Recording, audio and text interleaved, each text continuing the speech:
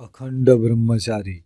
यदि आप 12 वर्षों तक अखंड ब्रह्मचारी रह सके तो आप किसी अन्य साधना के बिना ही तत्काल भगवत साक्षात्कार कर लेंगे, आत्म साक्षात्कार कर लेंगे। आप जीवन के लक्ष्य को प्राप्त कर चुके हैं। यहाँ अखंड शब्द पर ध्यान दीजिए। वीर्य शक्ति एक प्रभावशाली शक्ति है। वीर्य ब्रह्म ही है। वीर्य ब्रह्म ही है। वीर्य ब्रह्म ही है। वीर्य ब्रह्म ही है। वीर्य साक्षात ब्रह्म ही है।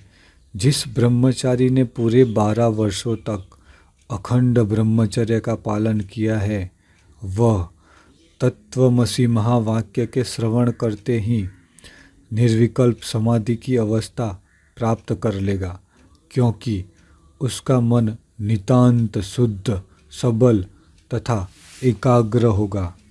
अखंड ब्रह्मचारी जिसके वीर्य का एक बूंद भी स्त्राव 12 वर्षों तक न हुआ हो, अनायास ही समाधि में प्रवेश कर जाता है। प्राण तथा मन उसके सर्वथा वश में होते हैं। बाल ब्रह्मचारी अखंड ब्रह्मचारी का पर्यायवाची शब्द है।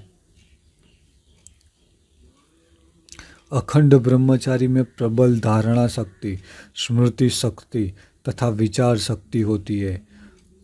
उससे मनन तथा निधिध्यासन के अभ्यास की आवश्यकता नहीं होती है।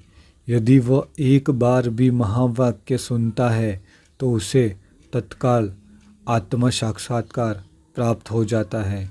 उसकी बुद्धि निर्मल तथा समझ सुस्पष्ट होती है। अखंड ब्रह्मचारी बहुत ही दुर्लभ है, किंतु कुछ अवश्य है। यदि आप उचित दिशा में प्रयास करें तो आप भी अखंड ब्रह्मचारी बन सकते हैं।